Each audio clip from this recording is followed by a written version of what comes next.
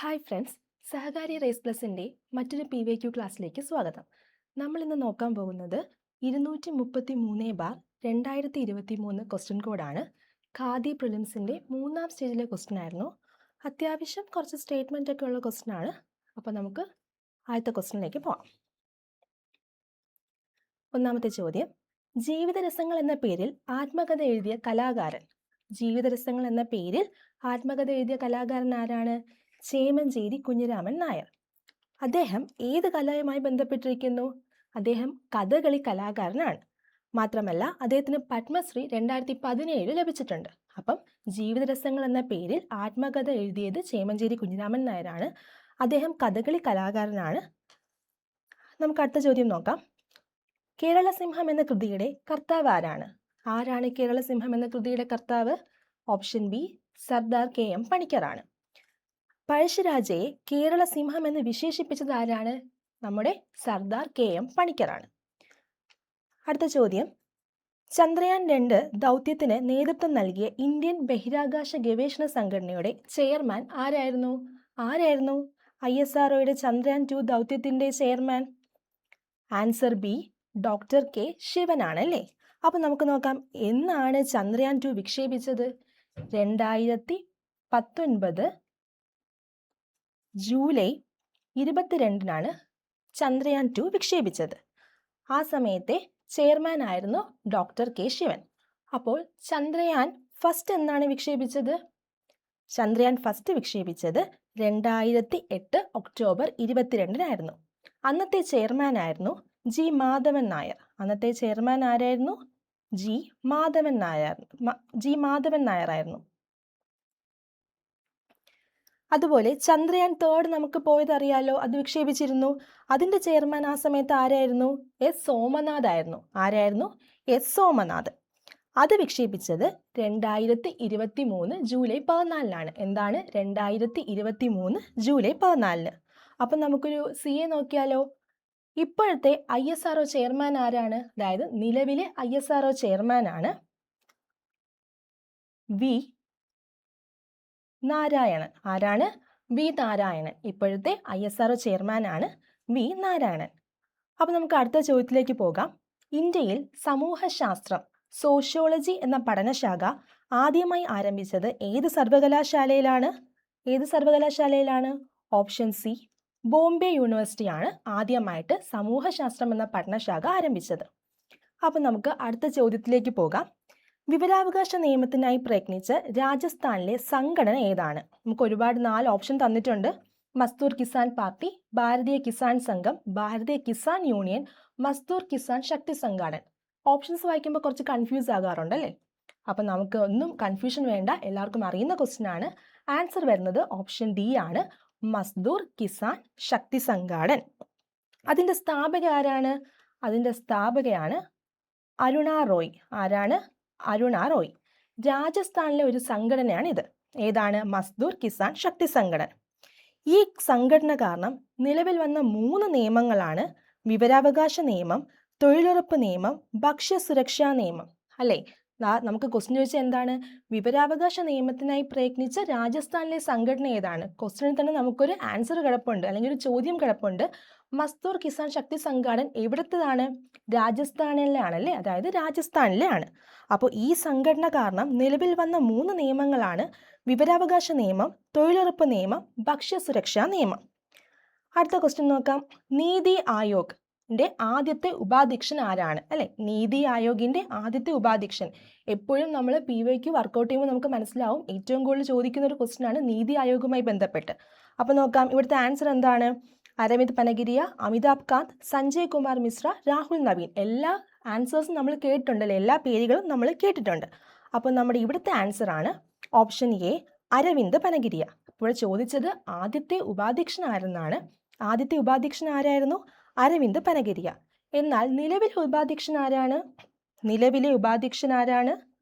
നിലവിലെ ഉപാധ്യക്ഷനാണ് സുമൻ K ബറി. ആരാണ്?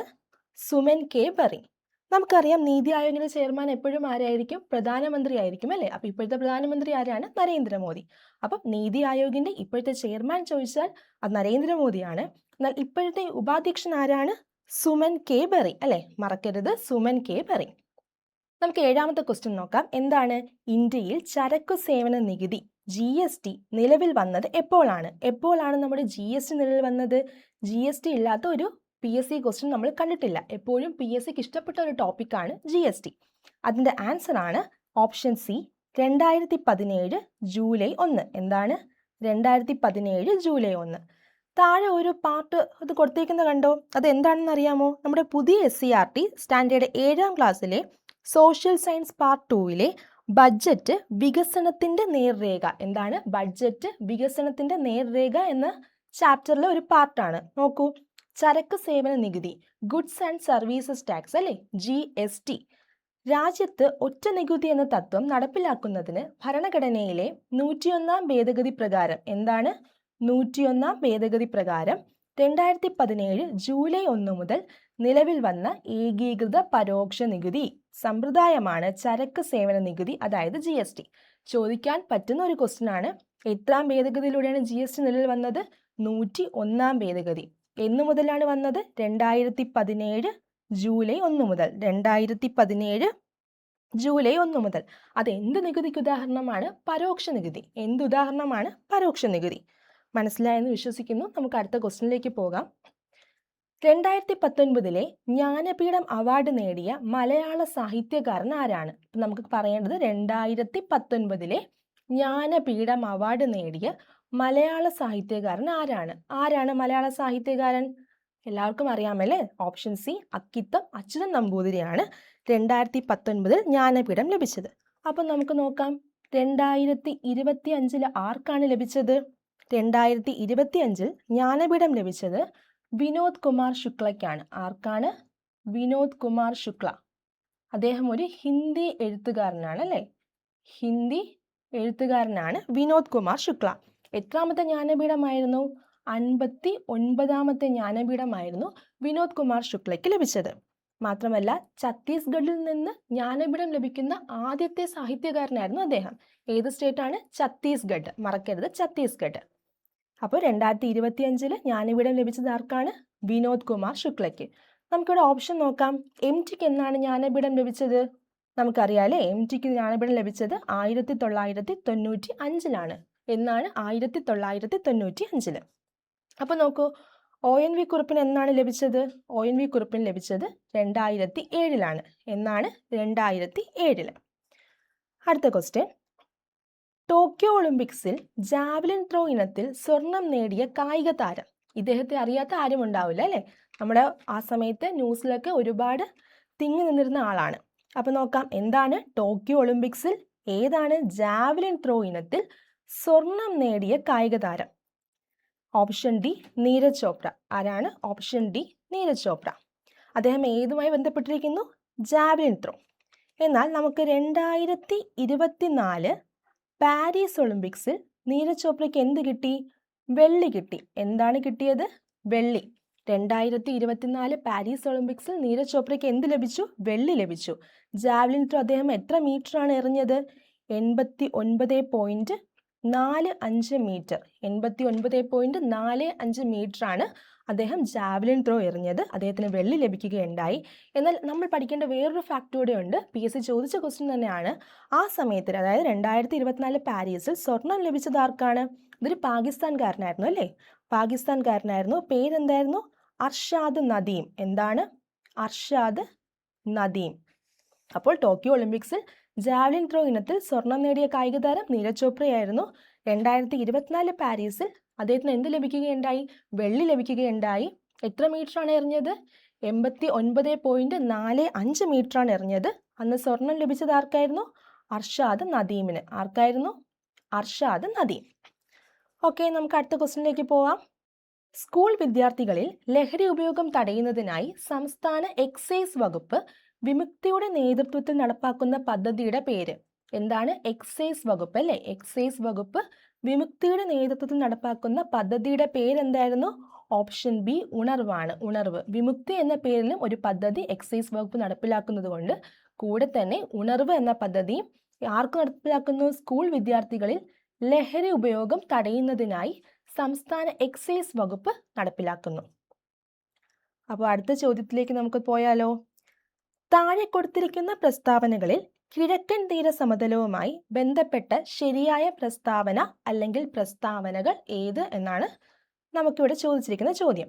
അപ്പോൾ ഇങ്ങനെ നമ്മൾ വരും, ശരിയായ പ്രസ്താവന, തെറ്റായ പ്രസ്താവന, അങ്ങനെ വരുമ്പോൾ എന്ത് ചെയ്യുക, ഈ ക്വസ്റ്റ്യൻ്റെ ശരിയായതിന് താഴെ ജസ്റ്റ് ഒന്ന് അണ്ടർലൈൻ കൊടുക്കുക. അപ്പം നമുക്ക് പെട്ടെന്ന് മനസ്സിലാകും എന്താണ് ശരിയായതാണോ തെറ്റായതാണോ എന്ന് കണ്ടുപിടിക്കേണ്ടത്. അപ്പം നമുക്ക് ഓപ്ഷൻ നോക്കിയാലോ. ഒന്നാമത്തെ ഓപ്ഷൻ, അറബിക്കടലിനും പശ്ചിമഘട്ടത്തിനും ഇടയിൽ സ്ഥിതി ചെയ്യുന്നു. ശരിയാണോ? അറബിക്കടലിനും പശ്ചിമഘട്ടത്തിനും ഇടയിൽ സ്ഥിതി ചെയ്യുന്നത് കിഴക്കൻ തീരസമതലമാണോ? അല്ല, അത് തെറ്റാണ്. രണ്ടാമത്തത്, താരതമ്യേന വീതി കുറവ്. ശരിയാണോ? അല്ല, അതും തെറ്റാണ്. ഈ രണ്ടും എന്തുമായി ബന്ധപ്പെട്ടിരിക്കുന്നു? പടിഞ്ഞാറൻ തീരസമതലം. എന്താണ് പടിഞ്ഞാറൻ തീരസമതലം? അതുമായി ബന്ധപ്പെട്ട 2 പോയിന്റാണ്. അറബിക്കടലിനും പശ്ചിമഘട്ടത്തിനും ഇടയിൽ സ്ഥിതി ചെയ്യുന്നു, താരതമ്യേന വീതി കുറവ്. അടുത്ത് നോക്കാം, ഡെൽറ്റകൾ കാണപ്പെടുന്നു. ശരിയാണല്ലേ, നമ്മുടെ കിഴക്കൻ തീര സമതലത്തിലാണ് എന്ത് കാണപ്പെടുന്നത്? ഡെൽറ്റകൾ കാണപ്പെടുന്നത്. അപ്പോൾ നാലാമത്തെ ഓപ്ഷൻ, സുന്ദരവന പ്രദേശം മുതൽ കന്യാകുമാരി വരെ സ്ഥിതി ചെയ്യുന്നു. വളരെ ശരിയാണ്. കിഴക്കൻ തീര സമതലം എവിടെ മുതൽ എവിടെ വരെ കാണപ്പെടുന്നു? സുന്ദരവന പ്രദേശം മുതൽ കന്യാകുമാരി വരെ സ്ഥിതി ചെയ്യുന്നു. അപ്പോൾ ഇതിൽ ഓപ്ഷൻ ഏതാണ്? 3, 4 ശരി, അതായത് ഓപ്ഷൻ ബി ആണ് കറക്റ്റ്. അപ്പോൾ കിഴക്കൻ തീരസമതലവും പടിഞ്ഞാറൻ തീരസമതലവുമാണ് നമ്മളിപ്പോൾ ഈ ക്വസ്റ്റ്യനിൽ നോക്കിയത്. അപ്പോൾ ഇങ്ങനെ സ്റ്റേറ്റ്മെൻറ്റ് വരുമ്പോൾ സൂക്ഷിച്ച് ശ്രദ്ധിച്ച് വായിച്ച് മനസ്സിലാക്കി മാത്രം ഓപ്ഷൻസ് നമ്മൾ ചെയ്യണം. അടുത്ത ക്വസ്റ്റ്യൻ നമുക്ക് പോവാം. ഇന്ത്യയിലെ ഏറ്റവും ഉയരം കൂടിയ കൊടുമുടി, അല്ലേ? എന്ത് ഈസിയായ ക്വസ്റ്റ്യൻ ആണ്, ഒരുപാട് റിപ്പീറ്റ് ചെയ്ത ക്വസ്റ്റ്യൻ കൂടെയാണ്. ഇന്ത്യയിലെ ഏറ്റവും ഉയരം കൂടിയ കൊടുമുടി ഏതാണ്? മൗണ്ട് കേട്ടു ആണല്ലേ. ഏതാണ്? മൗണ്ട് കേട്ടു. ലോകത്തിലെ ഏറ്റവും ഉയരം കൂടിയ രണ്ടാമത്തെ കൊടുമുടിയാണ് മൗണ്ട് കേട്ടു. എന്താണ് ലോകത്തിലെ ഏറ്റവും ഉയരം കൂടിയ രണ്ടാമത്തെ കൊടുമുടി? ഉയരം എത്രയാണെന്ന് അറിയാമോ? ഉയരമാണ് 8,6,11, അതായത് 8,611 മീറ്റർ ആണ് മൗണ്ട് കേട്ടുവിൻ്റെ ഉയരം. അത് എവിടെ കാണപ്പെടുന്നു? കാരക്കോറം പർവ്വതനിരയിലാണ് കാണപ്പെടുന്നത്. എവിടെയാണ്? കാരക്കോറം പർവ്വതനിര. എവിടെയാണ് കാണപ്പെടുന്നത്? കാരക്കോറം പർവ്വതനിര. അപ്പോൾ ഇന്ത്യയിലെ ഏറ്റവും ഉയരം കൂടിയ കൊടുമുടി ഏതാണ്? മൗണ്ട് കേട്ടു. എത്ര മീറ്റർ ആണ്? 8,611 മീറ്റർ. കാരക്കോറം പർവ്വതനിരയിലാണ് അത് കാണപ്പെടുന്നത്. അടുത്ത ചോദ്യം, ഉപദ്വീപീയ നദികളിൽ ഏറ്റവും നീളം കൂടിയ നദി ഏതാണ്? ഉപദ്വീപീയ നദികളിൽ ഏറ്റവും നീളം കൂടിയ നദി മഹാനദി, ഗോദാവരി, കാവേരി, താപ്തി. ഏതാണ് ഏറ്റവും നീളം കൂടിയത്? ഉപദ്വീപീയ നദികളിൽ ഏറ്റവും നീളം കൂടിയത് ഓപ്ഷൻ ബി ഗോദാവരിയാണ്, അല്ലേ? Option B ഗോദാവരിയാണ്. ഗോദാവരിയെ നമുക്ക് എന്തെന്നറിയാം? വൃദ്ധഗംഗ എന്ന് പറയുന്നു. എന്തെന്ന് പറയുന്നു? വൃദ്ധഗംഗ. ഗോദാവരിയെ എന്തെന്നറിയപ്പെടുന്നു? വൃദ്ധഗംഗ. മാത്രമല്ല ആന്ധ്രാപ്രദേശിന്റെ ജീവരേഖ എന്നറിയപ്പെടുന്നതും ഏതാണ്? ഗോദാവരിയാണ്, അല്ലേ? ആന്ധ്രാപ്രദേശിന്റെ ജീവരേഖ എന്നറിയപ്പെടുന്നതും ഏതാണ്? ഗോദാവരിയാണ്. അപ്പോൾ നമുക്ക് അടുത്ത ക്വസ്റ്റ്യൻ നോക്കാം. കോട്ടണോപോളിസ് എന്ന് വിശേഷിപ്പിക്കപ്പെടുന്ന നഗരം. ഇത് PYQ വർക്കൗട്ട് ചെയ്യുന്നവർക്ക് മനസ്സിലാവും. റിപ്പീറ്റ് ചെയ്തൊരു ക്വസ്റ്റ്യൻ ആണല്ലേ. കോട്ടണോപോളിസ് എന്ന് വിശേഷിപ്പിക്കപ്പെടുന്ന നഗരം ഏതാണ്? ഓപ്ഷൻ സി മുംബൈ ആണ്. പരുത്തി തുറമുഖം എന്നറിയപ്പെടുന്നതും ഏതാണ്? അത് മുംബൈ ആണ്. അപ്പം കോട്ടണോപോളിസ് എന്ന് വിശേഷിപ്പിക്കപ്പെടുന്ന നഗരം ഏതാണ്? മുംബൈ. അടുത്ത ചോദ്യം, കേരളത്തിൽ കൊല്ലം മുതൽ കോട്ടപ്പുറം വരെ സ്ഥിതി ചെയ്യുന്ന ദേശീയ ജലപാത. കേരളത്തിൽ കൊല്ലം മുതൽ കോട്ടപ്പുറം വരെ സ്ഥിതി ചെയ്യുന്ന ദേശീയ ജലപാത. നമുക്കറിയാം PSC ഏറ്റവും കൂടുതൽ ചോദിച്ചൊരു ക്വസ്റ്റ്യൻ ആണ് ഇത്. കേരളത്തിൽ കൊല്ലം മുതൽ കോട്ടപ്പുറം വരെ എവിടെയാണ്? അത് നമ്മുടെ ദേശീയ ജലപാത 3 ആണല്ലേ. ഓപ്ഷൻ സി ദേശീയ ജലപാത 3-ലാണ്. അതിനെ നമ്മൾ എന്തെന്നും പറയുന്നു? വെസ്റ്റ് കോസ്റ്റ് കനാൽ എന്നും പറയുന്നു. എന്തെന്ന് പറയുന്നു? West cost canal. എന്താണ് വെസ്റ്റ് കോസ്റ്റ് കനാൽ? ഓക്കെ, നമുക്ക് അടുത്ത ചോദ്യം 16ാമത്തെ ചോദ്യം നോക്കാം. താരാപൂർ ആണവോർജ നിലയം സ്ഥിതി ചെയ്യുന്ന സംസ്ഥാനം. എന്താണ്? താരാപൂർ ആണവോർജ നിലയമാണല്ലേ. അപ്പം നമുക്കവിടെ വേറൊരു ചോദ്യം കിട്ടി. താരാപൂർ എന്താണ്? വേറൊരു ചോദ്യം നമുക്ക് കിട്ടി. താരാപൂർ എന്താണ്? ആണവോർജ നിലയം. അത് ഏത് സംസ്ഥാനത്തിലാണ് സ്ഥിതി ചെയ്യുന്നത്? ആന്ധ്രാപ്രദേശിലാണ്, അല്ലേ? ആന്ധ്രാപ്രദേശ്. താരാപൂർ എവിടെ സ്ഥിതി ചെയ്യുന്നു?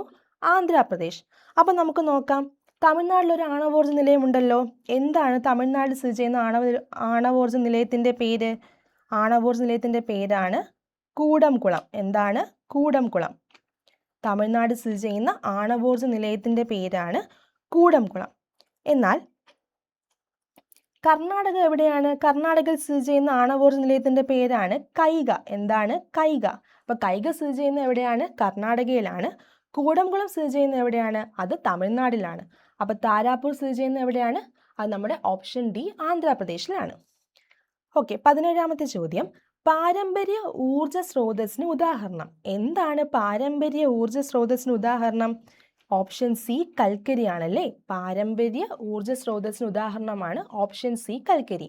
ബാക്കിയുള്ള സൗരോർജം, വേലിയോർജം, ജൈവവാതകം ഇതെല്ലാം എന്തിന് ഉദാഹരണമാണ്? പാരമ്പര്യേതര ഊർജ സ്രോതസ്സിന് ഉദാഹരണമാണ് സൗരോർജം, വേലിയോർജം, ജൈവവാതകം എന്നിവ. ഓക്കെ, നോക്കാം 18ാമത്തെ ക്വസ്റ്റ്യൻ. പൊതുമേഖലയിലെ ആദ്യത്തെ ഇരുമ്പുരുക്ക് വ്യവസായശാല. എന്താണ്? പൊതുമേഖലയിലെ ആദ്യത്തെ ഇരുമ്പുരുക്ക് വ്യവസായശാല. അതിൻ്റെ ആൻസർ എന്താണ്? Option B Indian iron and steel company, അതായത് IISCO, Indian iron and steel company. അടുത്ത ചോദ്യം. ഇന്ത്യയിൽ ആദ്യമായി പെട്രോളിയം ഖനനം ചെയ്ത പ്രദേശം ഏതാണ്? ഇന്ത്യയിൽ ആദ്യമായി പെട്രോളിയം ഖനനം ചെയ്ത പ്രദേശം ഏതാണ്? അത് ഓപ്ഷൻ സി ഡിഗ്ബോയി ആണല്ലേ. ഇന്ത്യയിൽ ആദ്യമായി പെട്രോളിയം ഖനനം ചെയ്ത പ്രദേശം ഡിഗ്ബോയി. ഡിഗ്ബോയി എവിടെ സ്ഥിതി ചെയ്യുന്നു? അത് സ്ഥിതി ചെയ്യുന്നത് അസമിലാണ്. എവിടെയാണ്? അസമിലാണ് ഡിഗ്ബോയി സ്ഥിതി ചെയ്യുന്നത്. എന്നാൽ ഏറ്റവും വലിയ പെട്രോളിയം ഖനനം ചെയ്യുന്ന പ്രദേശം ഏതാണ്? അതായത് ഏറ്റവും വലിയ പെട്രോളിയം ഖനി ഇവിടെ ഏതാണ്? അതെ, പേര് പോലെ തന്നെ മുംബൈ ഹൈ ആണ് കേട്ടോ. ഏറ്റവും വലുത് ചോദിക്കുകയാണെങ്കിൽ അത് മുംബൈ ഹൈയും, എന്നാൽ ആദ്യത്തെ ചോദിക്കുകയാണെങ്കിൽ അത് ഡിഗ്ബോയിയും ആണ്. ഒരിക്കലും തിരിഞ്ഞു പോകരുത്. അടുത്ത ചോദ്യം നോക്കൂ. ഇന്ത്യയിൽ ധാതുക്കളുടെ കലവറ എന്നറിയപ്പെടുന്ന ഭൂപ്രകൃതി വിഭാഗം. ഏറ്റവും കൂടുതൽ PSC ചോദിക്കുന്നതാണല്ലേ. ഇന്ത്യയിൽ ധാതുക്കളുടെ കലവറ എന്നറിയപ്പെടുന്ന ഭൂപ്രകൃതി വിഭാഗം ഏതാണ്? അത് ഉപദ്വീപീയ പീഠഭൂമിയാണ്. അതായത് ഓപ്ഷൻ ഡി ഉപദ്വീപീയ പീഠഭൂമിയാണ്. ഇന്ത്യയിൽ ധാതുക്കളുടെ കലവറ എന്നറിയപ്പെടുന്ന ഭൂപ്രകൃതി വിഭാഗം ഏതാണ്? ഉപദ്വീപീയ പീഠഭൂമി. അപ്പൊ നമുക്ക് ഉത്തരമഹാസമുദ്രത്തിനുമായി ബന്ധപ്പെട്ടൊരു ക്വസ്റ്റ്യൻ ഉണ്ടല്ലോ, നമുക്ക് നോക്കാം. എന്താണ്? ഇന്ത്യയുടെ ധാന്യപ്പുര അല്ലേ. ഇന്ത്യയുടെ ധാന്യപ്പുര എന്നറിയപ്പെടുന്നത് എന്താണ്? ഉത്തരമഹാസമതലമാണ്. ഇന്ത്യയുടെ ധാന്യപ്പുര എന്നറിയപ്പെടുന്നത് എന്താണ്? ഉത്തരമഹാസമതലമാണ്. ഓക്കെ, നമുക്ക് അടുത്ത ചോദ്യം നോക്കാം. എന്താണ്? 21ാമത്തെ ചോദ്യം. താഴെ കൊടുത്തിരിക്കുന്നവയിൽ സമത്വത്തിനുള്ള അവകാശങ്ങളിൽ ഉൾപ്പെടാത്തത് ഏതാണ്? താഴെ കൊടുത്തിരിക്കുന്നവയിൽ സമത്വത്തിനുള്ള അവകാശങ്ങളിൽ ഉൾപ്പെടാത്തത് ഏതാണ്? നമുക്ക് നോക്കാം. നിയമത്തിന് മുന്നിൽ സമത്വം ഉറപ്പാക്കൽ, അത് ഏതിൽ പെടുന്നു? സമത്വത്തിനുള്ള അവകാശങ്ങളിൽ പെടുന്നതാണല്ലേ. അത് പറയുന്ന ആർട്ടിക്കിൾ ആണ് ആർട്ടിക്കിൾ 14. ഏതാണ്? ആർട്ടിക്കിൾ 14. അടുത്ത നോക്കൂ. കുറ്റകൃത്യം ചെയ്തവരെ സംബന്ധിച്ചുള്ള സംരക്ഷണം, അത് സമത്വത്തിനുള്ള അവകാശവുമായി ബന്ധപ്പെട്ടതാണോ? ആണോ? അല്ല. അത് ഏതുമായി ബന്ധപ്പെട്ടതാണ്? അത് സ്വാതന്ത്ര്യത്തിനുള്ള അവകാശവുമായി ബന്ധപ്പെട്ടതാണ്. അടുത്ത ചോദ്യം, അല്ലെങ്കിൽ നമുക്ക് അടുത്ത ഓപ്ഷൻ നോക്കാം. പൊതു നിയമനങ്ങളിൽ അവസര സമത്വം. എന്താണ് പൊതു നിയമനങ്ങളിൽ അവസര സമത്വം? അതിൻ്റെ ആർട്ടിക്കിൾ ആണ് ആർട്ടിക്കിൾ 16. അതും എന്തിന് ഉദാഹരണമാണ്? സമത്വത്തിനുള്ള അവകാശങ്ങൾക്ക് ഉദാഹരണമാണ്. അടുത്ത ഓപ്ഷൻ ഡി നോക്കാം. തൊട്ടുകൂടായ്മ നിർത്തലാക്കൽ. എന്താണ് തൊട്ടുകൂടായ്മ നിർത്തലാക്കൽ? അത് വരുന്ന ആർട്ടിക്കിൾ ആണ് ആർട്ടിക്കിൾ 17, അതായത് അൺടച്ചബിലിറ്റി അല്ലേ. അതും എന്തിന് ഉദാഹരണമാണ്? സമത്വത്തിനുള്ള അവകാശങ്ങൾക്ക് ഉദാഹരണമാണ്. അപ്പോൾ ഇതിൽ ആൻസർ വരുന്ന ഏതാണ്? ഓപ്ഷൻ ബി ആണല്ലേ. കുറ്റകൃത്യം ചെയ്തവരെ സംബന്ധിച്ചുള്ള സംരക്ഷണം, അത് എന്തുമായി ബന്ധപ്പെട്ട് വരുന്നു? സ്വാതന്ത്ര്യത്തിനുള്ള അവകാശം. എന്താണ്? സ്വാതന്ത്ര്യത്തിനുള്ള അവകാശവുമായി ബന്ധപ്പെട്ടാണ് വരുന്നത്. നമുക്ക് സമത്വത്തിനുള്ള അവകാശവുമായി ബന്ധപ്പെട്ട് എത്ര ആർട്ടിക്കിൾ വരുന്നെന്ന് അറിയാമോ? ആർട്ടിക്കിൾ 14 മുതൽ 18 വരെ വരുന്നതെല്ലാം സമത്വത്തിനുള്ള അവകാശത്തിനകത്ത് വരുന്നതാണ്. എന്താണ്? ആർട്ടിക്കിൾ 14 മുതൽ 18 വരെ. അപ്പം നിയമത്തിന് മുന്നിൽ സമത്വം ഉറപ്പാക്കൽ ആർട്ടിക്കിൾ 14 ആണ്. പൊതു നിയമനങ്ങളിൽ അവസര സമത്വം ആർട്ടിക്കിൾ 16 ആണ്. തൊട്ടുകൂടായ്മ നിർത്തലാക്കൽ ആർട്ടിക്കിൾ 17. എല്ലാവർക്കും മനസ്സിലായി എന്ന് വിശ്വസിക്കുന്നു. അപ്പോൾ നമുക്ക് അടുത്ത ചോദ്യത്തിലേക്ക് പോകാം. ഭരണഘടനയുടെ ഏത് ഭാഗത്തിലാണ് മൗലിക കർത്തവ്യങ്ങളെക്കുറിച്ച് പ്രതിപാദിക്കുന്നത്? മൗലിക കർത്തവ്യം, മൗലിക കടമ, ഇതെല്ലാം PSC ചോദിക്കുന്ന ഒരു ടോപ്പിക്കാണ്. ഉറപ്പായിട്ടും പഠിക്കേണ്ട ടോപ്പിക്കാണ്. ഭരണഘടനയുടെ ഏത് ഭാഗത്തിലാണ് മൗലിക കർത്തവ്യങ്ങളെക്കുറിച്ച് പ്രതിപാദിക്കുന്നത്? ഭാഗം 4A-യിലാണല്ലേ? അതായത് ഓപ്ഷൻ സി ഭാഗം 4A-യിലാണ്.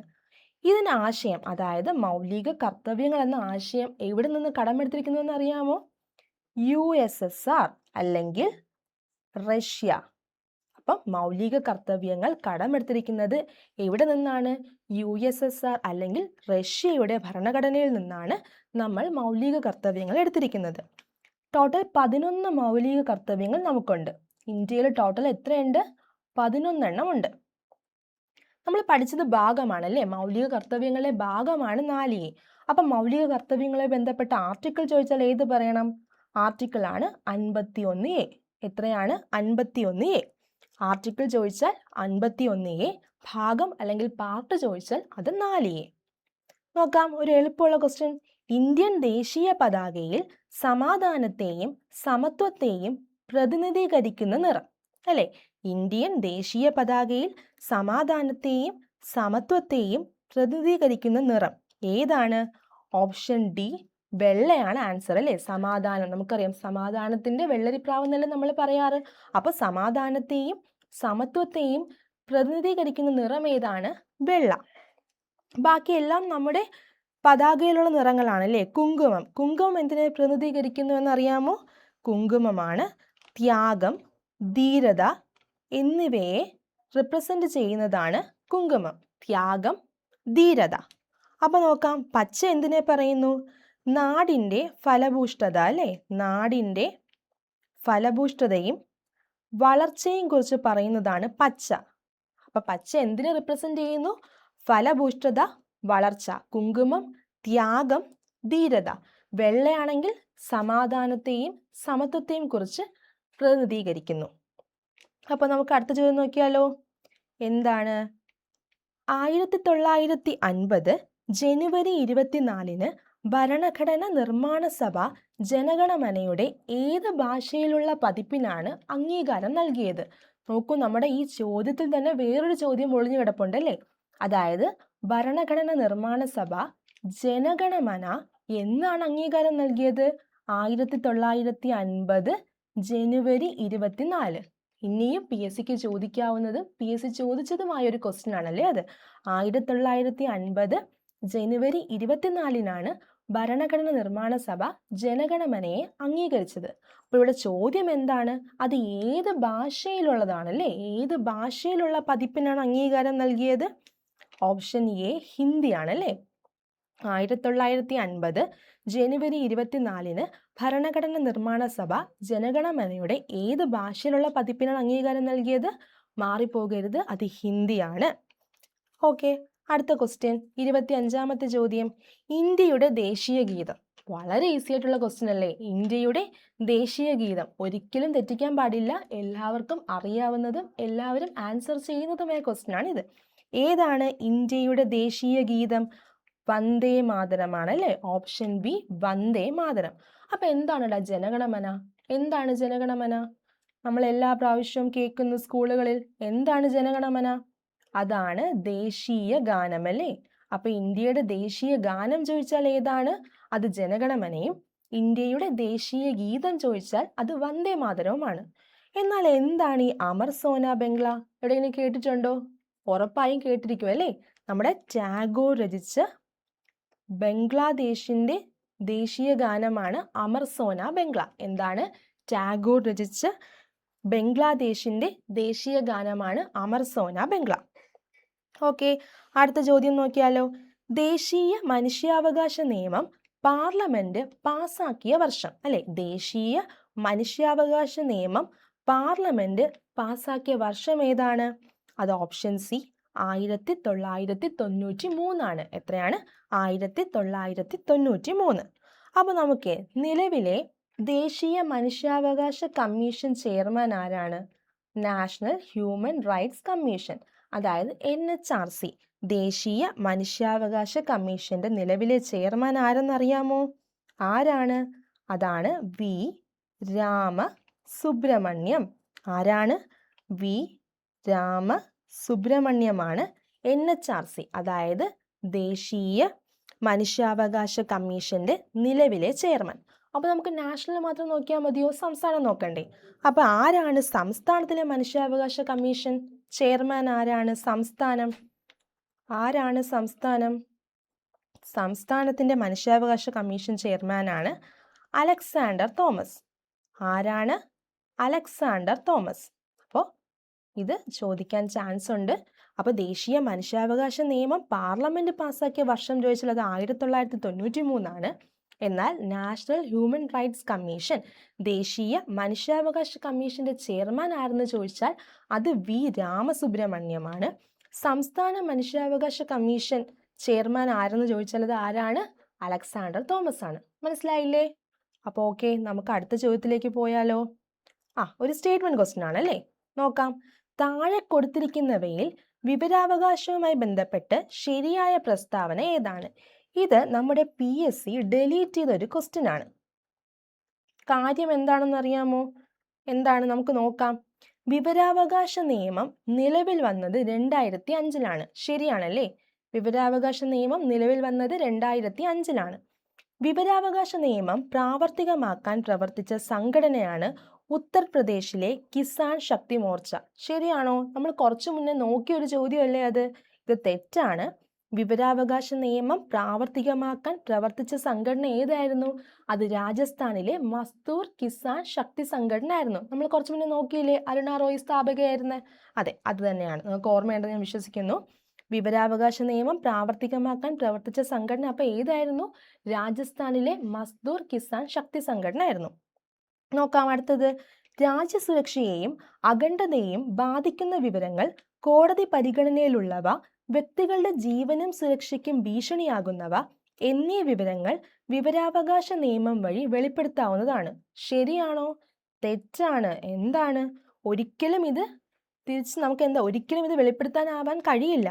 രാജ്യസുരക്ഷയെയും അഖണ്ഡതയെയും ബാധിക്കുന്ന വിവരങ്ങൾ, കോടതി പരിഗണനയിലുള്ളവ, വ്യക്തികളുടെ ജീവനും സുരക്ഷയ്ക്കും ഭീഷണിയാകുന്നവ എന്നീ വിവരങ്ങൾ ഒരിക്കലും വിവരാവകാശ നിയമം വഴി വെളിപ്പെടുത്താൻ കഴിയുന്നതല്ല. നോക്കൂ, മുഖ്യ വിവരാവകാശ കമ്മീഷണറും 10-ൽ കുറയാത്ത അംഗങ്ങളും വിവരാവകാശ കമ്മീഷനിൽ ഉണ്ടാകും. നമ്മൾ എന്താ പഠിച്ചിട്ടുള്ളത്? മുഖ്യ വിവരാവകാശ കമ്മീഷണറും 10-ൽ കൂടാത്ത അംഗങ്ങളും അല്ലേ? 10-ൽ കൂടാത്ത അംഗങ്ങളും വിവരാവകാശ കമ്മീഷനിൽ ഉണ്ടാകും. ഈ ഒരു ഓപ്ഷൻ ഡൗട്ട് വന്നത് കൊണ്ടാണ് PSC എന്ത് ചെയ്തത്? ഇത് ഡിലീറ്റ് ചെയ്തത്. ഓക്കെ, അപ്പോൾ നമുക്ക് അടുത്ത 28ാമത്തെ ചോദ്യം നോക്കിയാലോ? താഴെ കൊടുത്തിരിക്കുന്നവയിൽ മതേതരത്വം എന്നതുകൊണ്ട് അർത്ഥമാക്കുന്നത് എന്താണ്? എന്താണ് മതേതരത്വം എന്നതുകൊണ്ട് അർത്ഥമാക്കുന്നത്? ഓപ്ഷൻ എ, ഇന്ത്യക്ക് ഒരു ഔദ്യോഗിക മതമില്ല. അപ്പോൾ മതേതരത്വം എന്ന് ഉദ്ദേശിക്കുന്നത് എന്താണ്? ഇന്ത്യക്ക് ഒരു ഔദ്യോഗിക മതമില്ല. എന്നാൽ ആമുഖത്തിൽ ഈ മതേതരത്വം എന്ന വാക്ക് കൂട്ടിച്ചേർത്ത ഭേദഗതി ഏതാണെന്ന് അറിയാമോ? ആമുഖത്തിൽ നമുക്ക് കുറച്ച് വാക്കുകളുണ്ട്. അതിൽ മതേതരത്വം എന്ന വാക്ക് ഏത് ഭേദഗതിയിലാണ് കൂട്ടിച്ചേർത്തത്? അത് 1976-ലെ 42-ാം ഭേദഗതിയിലൂടെയാണ്.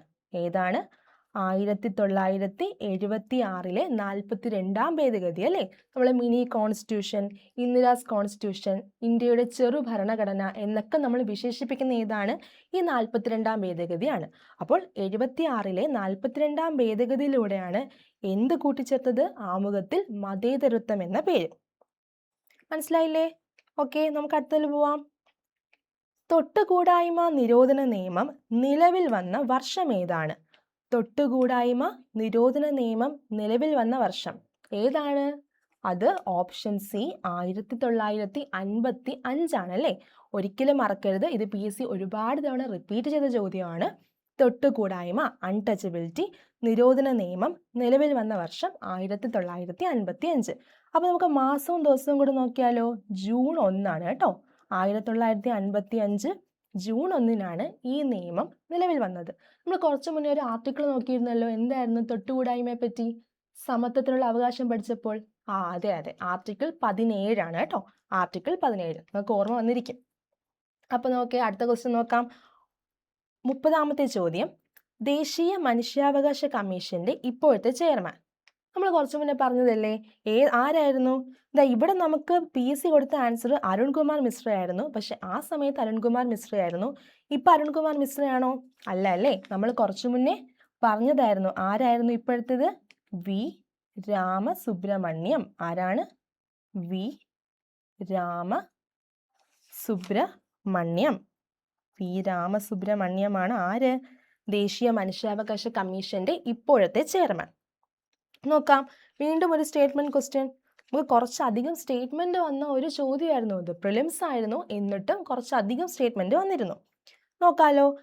ഭഗത് സിംഗുമായി ബന്ധമില്ലാത്ത പ്രസ്താവന കണ്ടെത്തുക. ഭഗത് സിംഗുമായി ബന്ധമില്ലാത്ത പ്രസ്താവന. അപ്പൊ എന്താണ് കണ്ടുപിടിക്കേണ്ടത്? ബന്ധമില്ലാത്തത്, അതായത് തെറ്റായതാണ് കണ്ടുപിടിക്കേണ്ടത്. നോക്കാം. 1923 സ്വരാജ് പാർട്ടിക്ക് രൂപം കൊടുത്തു. ശരിയാണോടാ? ശരിയാണോ? തെറ്റാണ്. ഇതൊരിക്കലും ഭഗത് സിംഗുമായി ബന്ധപ്പെട്ടതല്ല. 1923 സ്വരാജ് പാർട്ടിക്ക് രൂപം നൽകിയത് ആരായിരുന്നു? അത് CR ദാസും മോത്തിലാൽ നെഹ്റുവുമായിരുന്നു. ആരായിരുന്നു? CR ദാസും മോത്തിലാൽ നെഹ്റുവും. അവർ രണ്ടും ചേർന്നാണ് എന്ത് തുടങ്ങിയത്? 1923 സ്വരാജ് പാർട്ടിക്ക് രൂപം നൽകിയത്. അപ്പൊ ആ സ്റ്റേറ്റ്മെന്റ് എന്താണ്? തെറ്റാണ്. അടുത്ത രണ്ടാമത്തെ നോക്കൂ. 1928 ഹിന്ദുസ്ഥാൻ സോഷ്യലിസ്റ്റ് റിപ്പബ്ലിക്കൻ എന്ന സംഘടന രൂപീകരിച്ചു. ശരിയാണോടാ? 1928 ഹിന്ദുസ്ഥാൻ സോഷ്യലിസ്റ്റ് റിപ്പബ്ലിക്കൻ എന്ന സംഘടന രൂപീകരിച്ചോ? അത് ഭഗത് സിംഗ് ആണോ? ഭഗത് സിംഗ് മാത്രമല്ല അല്ലേ, ചന്ദ്രശേഖർ ആസാദ് ഉണ്ടായിരുന്നു, ഭഗത് സിംഗ്, സുഖദേവ്, രാജ്ഗുരു. ഈ 4 പേരും കൂടി ചേർന്നിട്ടാണ് എന്ത് രൂപം കൊണ്ടത്? Hindustan socialist Republican. ഇവിടെ നോക്ക്, നമ്മൾ ഈ ഓപ്ഷൻ ഒരു ക്വസ്റ്റ്യൻ ആണ് നമ്മൾ പഠിച്ചത്. പക്ഷെ നമുക്ക് ഒരു ക്വസ്റ്റ്യനോട് എന്തൊക്കെ കിട്ടി? സ്വരാജ് പാർട്ടി രൂപം കണ്ടത് 23-ലാണെന്ന് നമ്മൾ പഠിച്ചില്ലേ? ഹിന്ദുസ്ഥാൻ സോഷ്യലിസ്റ്റ് റിപ്പബ്ലിക്കൻ എന്ന സംഘടന രൂപീകരിച്ചത് 1928-ലാണെന്ന് പഠിച്ചില്ലേ? ഇതാണ് നമ്മൾ PYക്ക് വർക്കൗട്ട് ചെയ്യുമ്പോൾ ഉള്ള ഒരു ഗുണം. നമ്മൾ ഒരു ക്വസ്റ്റ്യൻ ആയിരിക്കത്തില്ല പഠിക്കുന്നത്, ജസ്റ്റ് ഒരു ക്വസ്റ്റ്യനും ആൻസറും അല്ല, കൂടെ ഓപ്ഷൻ കൂടെ പഠിച്ചു പോകുമ്പോൾ അതും നമുക്ക് മനസ്സിലാക്കാൻ പറ്റും. പിന്നീട് ഈ ചോദ്യം PSC ചോദിക്കുമ്പോൾ നമുക്ക് ഉറപ്പായിട്ട് എന്ത് ചെയ്യാൻ പറ്റും? ഉത്തരം എഴുതാൻ പറ്റും. അതാണ് PYക്ക് വർക്കൗട്ട് ചെയ്യണമെന്ന് പറയുന്നത്. അപ്പൊ നോക്കണം, മൂന്നാമത്തെ ഓപ്ഷൻ, സെൻട്രൽ ലെജിസ്ലേറ്റീവ് അസംബ്ലിയിൽ ബോംബ് എറിഞ്ഞു. ശരിയാണോ? അത് ശരിയാണല്ലേ. അപ്പൊ സെൻട്രൽ ലെജിസ്ലേറ്റീവ് അസംബ്ലിയിൽ ബോംബ് എറിഞ്ഞു. ചോദ്യം എന്തായിരുന്നു? ഭഗത് സിംഗുമായി ബന്ധമില്ലാത്ത പ്രസ്താവന. ഏതൊക്കെയായിരുന്നു ബന്ധമില്ലാത്തത്? ഒന്നാമത്തതും രണ്ടാമത്തതുമാണ് ബന്ധമില്ലാത്തത്. അപ്പൊ ഇവിടുത്തെ ആൻസർ വരുന്ന ഏതാണ്? ഓപ്ഷൻ D ആണല്ലേ. 1ഉം 2ഉം. ഏതാണ്? Option D. ഓക്കെ, നമുക്ക് അടുത്ത ക്വസ്റ്റ്യൻ നോക്കിയാലോ. ക്വിറ്റ് ഇന്ത്യ സമരവുമായി ബന്ധമില്ലാത്ത പ്രസ്താവന കണ്ടെത്തുക. വീണ്ടും ഒരു സ്റ്റേറ്റ്മെന്റ് ആണല്ലേ. ക്വിറ്റ് ഇന്ത്യ സമരവുമായി ബന്ധമില്ലാത്ത പ്രസ്താവന കണ്ടെത്തുക. ഏതാണ്? ഇവിടെ എന്താണ് ബന്ധമില്ലാത്തത്? നമ്മൾ അടിവരയിട്ടല്ലേ, ബന്ധമില്ലാത്തത് അല്ലെങ്കിൽ തെറ്റായത്. ഗാന്ധിജിയുടെ നേതൃത്വത്തിൽ നടന്ന അവസാനത്തെ ബഹുജന സമരമാണ് ക്വിറ്റ് ഇന്ത്യ സമരം. ശരിയാണോ? ശരിയാണ്. ഗാന്ധിജിയുടെ നേതൃത്വത്തിൽ നടന്ന അവസാനത്തെ ബഹുജന സമരം ഏതാണ്? അത് ക്വിറ്റ് ഇന്ത്യ സമരമാണ്, മറക്കരുത്. അടുത്ത് നോക്കാം. Congress, Muslim League, Communist Party of India quit India പ്രമേയത്തെ പിന്തുണച്ചു. ശരിയാണോ അത്? അല്ല, അത് തെറ്റാണല്ലേ. മുസ്ലിം ലീഗും കോൺഗ്രസും ഒന്നും അത് പിന്തുണച്ചില്ല. മുസ്ലിം ലീഗൊക്കെ ഇറങ്ങിപ്പോയി. അപ്പം ആ ഓപ്ഷൻ തെറ്റാണ്. അടുത്ത ഓപ്ഷൻ നോക്കാം. ബ്രിട്ടീഷ് സർക്കാർ സ്റ്റാൻഫോർഡ് ക്രിപ്സിന് കീഴിൽ ഒരു ദൗത്യ സംഘത്തെ ഇന്ത്യയിലേക്ക് അയച്ചു. അതെന്താണ്? ശരിയാണ്. ബ്രിട്ടീഷ് സർക്കാർ സ്റ്റാൻഫോർഡ് ക്രിപ്സിന് കീഴിൽ ഒരു ദൗത്യ സംഘത്തെ ഇന്ത്യയിലേക്ക് അയച്ചു. അപ്പൊ ഇതിൽ നമുക്ക് കണ്ടുപിടിക്കാനുള്ളത് ബന്ധമില്ലാത്ത പ്രസ്താവനയാണ്. അത് 2 മാത്രമാണ് ബന്ധമില്ലാത്തത്. അപ്പോൾ ആൻസർ വരുന്നത് ഓപ്ഷൻ B, 2 മാത്രം. എന്താണ്?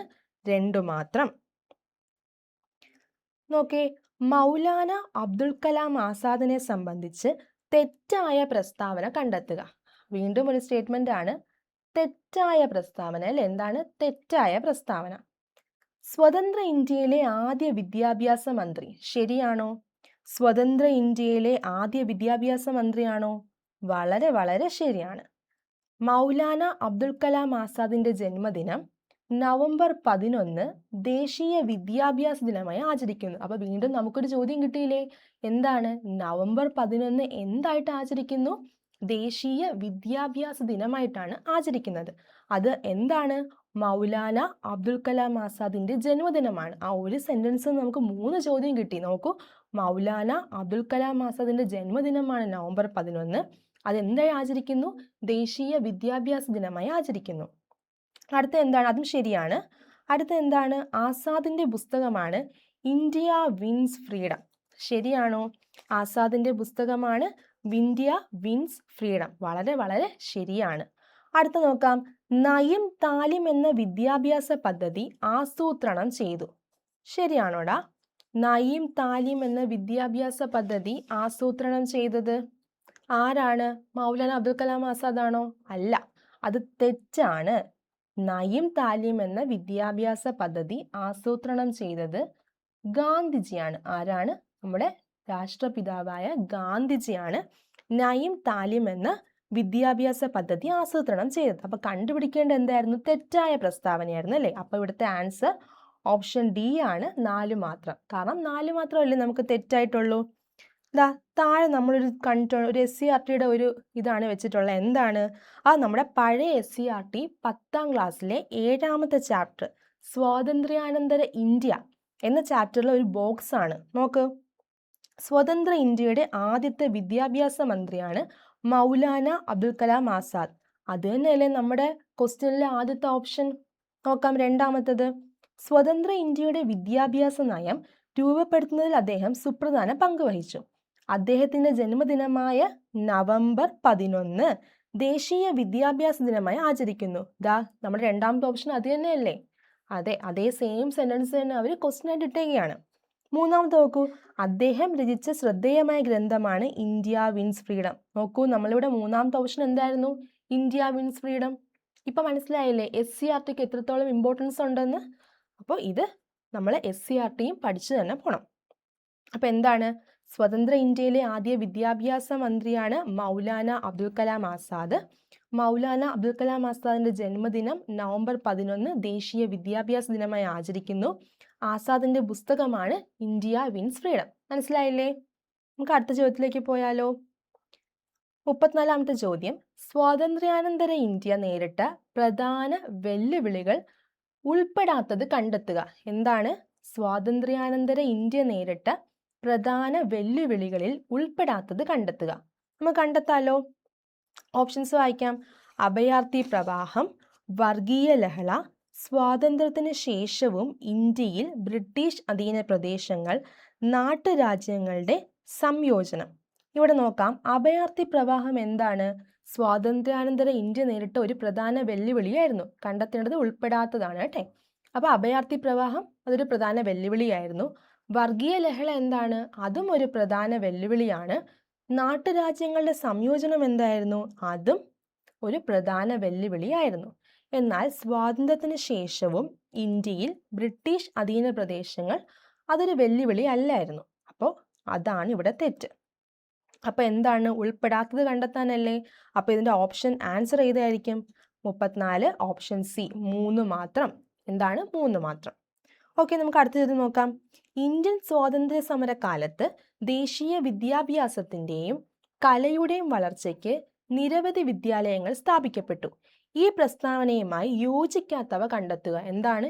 യോജിക്കാത്തവയാണ് നമുക്ക് കണ്ടെത്താനുള്ളത്. യോജിക്കാത്തവ നോക്കാം. 1916 DK കാർവേ ഇന്ത്യയിലെ ആദ്യത്തെ വനിതാ സർവകലാശാല സ്ഥാപിച്ചു. ശരിയാണ്. 1916 DK കാർവേ ഇന്ത്യയിലെ ആദ്യത്തെ വനിതാ സർവകലാശാല സ്ഥാപിച്ചത്. നോക്കാം. William Jones Asiatic society of Bengal സ്ഥാപിച്ചു. അതും ശരിയാണ്. William Jones Asiatic society of Bengal സ്ഥാപിച്ചു. അടുത്തത് നോക്കാം. രവീന്ദ്രനാഥ ടാഗോർ ബംഗാളിൽ വിശ്വഭാരതി സർവകലാശാല സ്ഥാപിച്ചു. എന്താണ്? രവീന്ദ്രനാഥ ടാഗോർ ബംഗാളിൽ വിശ്വഭാരതി സർവകലാശാല സ്ഥാപിച്ചു. അതും ശരിയാണല്ലേ. അടുത്തത്. മഹാകവി വള്ളത്തോൾ നാരായണ മേനോൻ തൃശ്ശൂരിൽ കേരള കലാമണ്ഡലം സ്ഥാപിച്ചു. അതും കറക്റ്റാണ്. ഇവിടെ 4 ഓപ്ഷനും കറക്റ്റാണ്. പക്ഷെ നമ്മൾ ചോദ്യം ശ്രദ്ധിച്ച് വായിക്കേണ്ടതുണ്ട്. എന്താണ്? ഇന്ത്യൻ സ്വാതന്ത്ര്യ സമരകാലത്ത് ദേശീയ വിദ്യാഭ്യാസത്തിന്റെയും കലയുടെയും വളർച്ചയ്ക്ക് നിരവധി വിദ്യാലയങ്ങൾ സ്ഥാപിക്കപ്പെട്ടു. ഈ പ്രസ്താവനയുമായി യോജിക്കുന്നതാണ് കണ്ടെത്താനുള്ളത്. പക്ഷെ ഇവിടെ ഈ രണ്ടാമത്തെ ഓപ്ഷൻ മാത്രമാണ് യോജിക്കാത്തത്. നമ്മുടെ SCERTയിൽ പറയുന്ന ഒരു ഭാഗമാണിത്. ഇവിടെ ഈ William Jones Asiatic society of Bengal സ്ഥാപിച്ചത് ഇന്ത്യയുടെ വളർച്ചയ്ക്ക് വേണ്ടിയല്ല, ഇന്ത്യയെക്കുറിച്ച് അവർക്ക് പഠിക്കാൻ വേണ്ടിയിട്ടായിരുന്നു. അപ്പോൾ ഈ ക്വസ്റ്റ്യൻ ബേസ് ചെയ്ത് നമ്മൾ നോക്കുമ്പോൾ ഇതിൽ ആൻസർ ആയിട്ട് വരുന്ന ഏതാണ്? യോജിക്കാത്തവയല്ലേ കണ്ടെത്തേണ്ടത്? അത് ആൻസർ ബി ആണ്, 2 മാത്രം. ഒരിക്കലും നമ്മൾ കൺഫ്യൂസ്ഡ് ആവരുത്. 4 ശരിയാണ്. പക്ഷേ എന്ത് ചെയ്യണം? ഈ തന്നിരിക്കുന്ന ക്വസ്റ്റ്യൻ അനുസരിച്ച് 1, 3, 4 മാത്രമാണ് ശരി. ഇത് കുറച്ച് കൺഫ്യൂസിങ് ആയിരുന്നു. എക്സാം ഹോളിൽ നമ്മൾ കുറച്ച് കൺഫ്യൂസ്ഡ് ആയേനെ. പക്ഷെ നമുക്കത് സെറ്റ് ചെയ്യാം. അപ്പോൾ നമ്മൾ ശ്രദ്ധിച്ച് ക്വസ്റ്റ്യൻ വായിച്ചിട്ടേ ആൻസർ ചെയ്യാവൂ, അല്ലെങ്കിൽ ബബിൾ ചെയ്യാവൂ. നോക്കാം അടുത്ത ക്വസ്റ്റ്യൻ. 36 ശരിയായ ജോഡികൾ കണ്ടെത്തുക. അല്ലേ? ശരിയായ ജോഡികൾ കണ്ടെത്തുക. ഇവിടെ നമുക്ക് പത്രങ്ങളാണ് തന്നിരിക്കുന്നത്. നേഷൻ ആരുടെയാണ്? ഗോപാലകൃഷ്ണ ഗോഖലെയുടെ. കറക്റ്റ് ആണ്. വോയിസ് ഓഫ് ഇന്ത്യ ആരുടെയാണ്? ലാല ലജ്പത് റായിയുടെ ആണോ? അല്ല, അത് തെറ്റാണ്. അല്ലേ? തെറ്റാണ്. ഇനി വന്ദേ മാതരം ആരുടെയാണ്? ദാദാഭായ് നവറോജിയുടെ ആണോ? അതും തെറ്റാണ്. ഇത് അങ്ങോട്ടും ഇങ്ങോട്ടും മാറിക്കിടക്കുകയാണ്. അല്ലേ? വോയിസ് ഓഫ് ഇന്ത്യ ആരുടെയാണ്? ദാദാഭായ് നവറോജിയുടേതും. വന്ദേ മാതരം ആരുടെയാണ്? ലാല ലജ്പത് റായിയുടെയുമാണ്. ഇനി കേസരി മറാത്ത ഇത് ആരുടെയാണ്? ബാലഗംഗാധര തിലകിന്റെ തന്നെയാണ്. കേസരി മറാത്ത ആരുടെയാണ്? ബാലഗംഗാധര തിലക്. അപ്പൊ ശരിയായ ജോഡികൾ ഏതൊക്കെയാണ്? ഓപ്ഷൻ സി 1ഉം 4ഉം. ഏതാണ്? 1ഉം 4ഉം. ഇതും നമ്മുടെ SCRTയിലുള്ള ഒരു ടേബിൾ ആണ്. സ്ഥിരം PSC ചോദിക്കുന്ന ഒന്നാണ്. SCRTയിൽ വരുന്ന ഒരു ടേബിളിലെ ഒരു ചോദ്യമാണ്. കുറച്ച് പത്രങ്ങളും അവരുടെ സ്ഥാപകരും അതിൽ കൊടുത്തിട്ടുണ്ട്. അതിൽ നിന്ന് വന്നൊരു ചോദ്യമാണിത്. അടുത്ത ക്വസ്റ്റ്യൻ. ഇന്ത്യൻ സ്വാതന്ത്ര്യ സമരവുമായി ബന്ധപ്പെട്ട ദേശീയ പ്രസ്ഥാനങ്ങൾ ശരിയായി ജോഡി കണ്ടെത്തുക. എന്താണ്?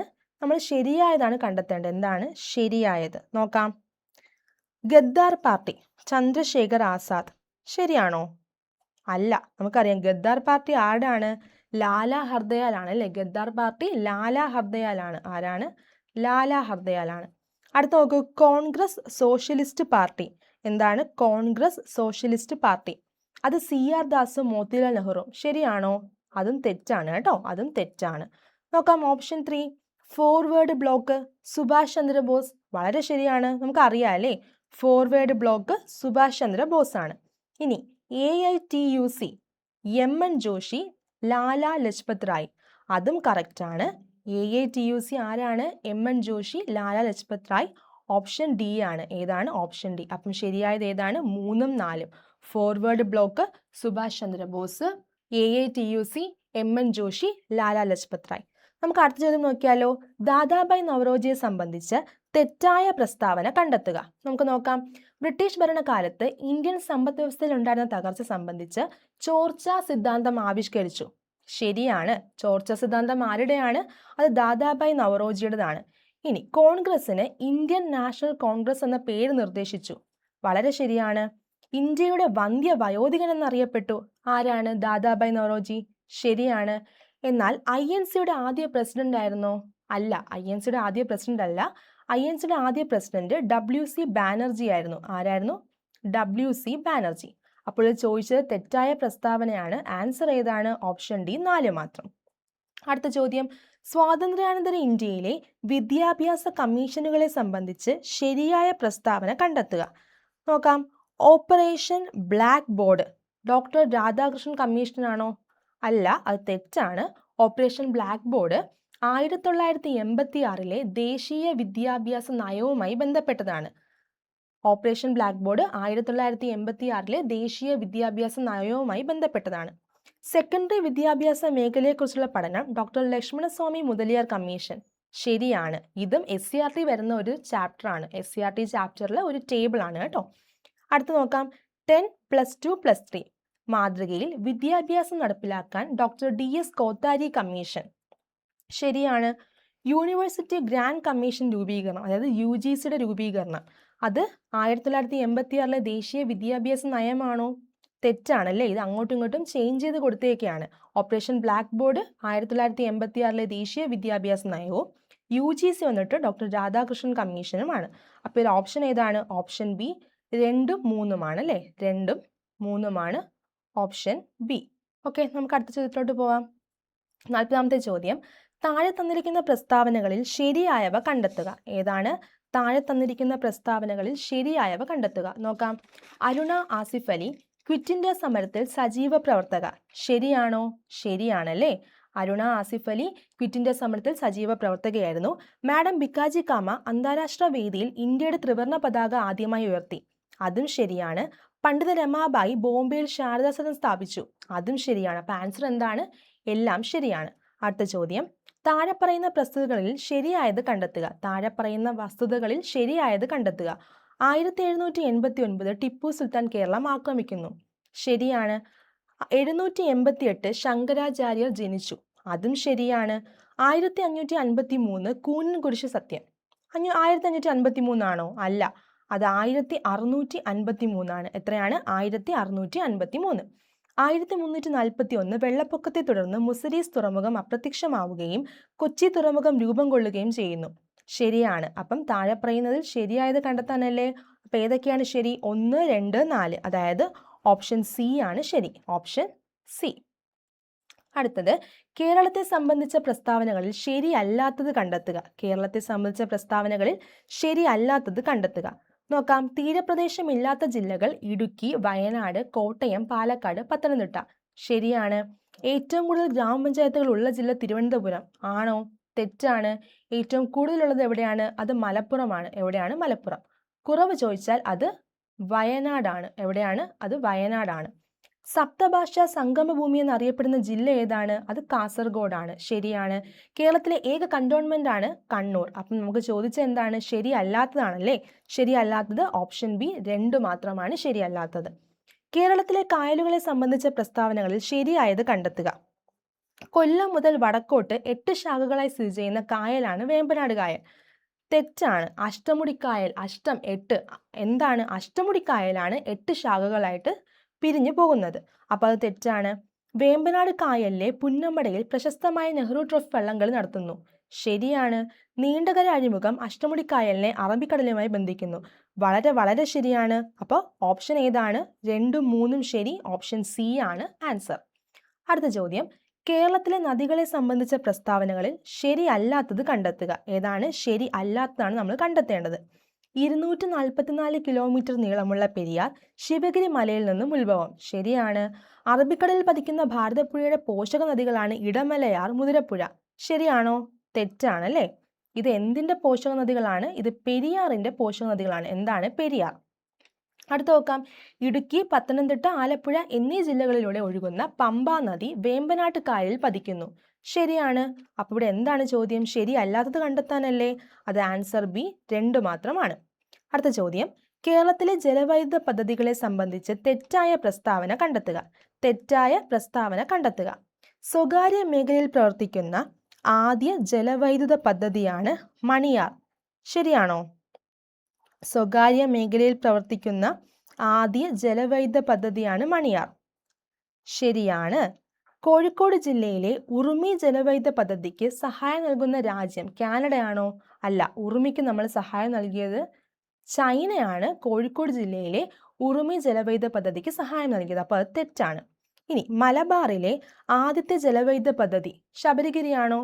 അല്ല, അതും തെറ്റാണ്. അത് കുറ്റിയാടിയാണ്. ഏതാണ്? കുറ്റിയാടി.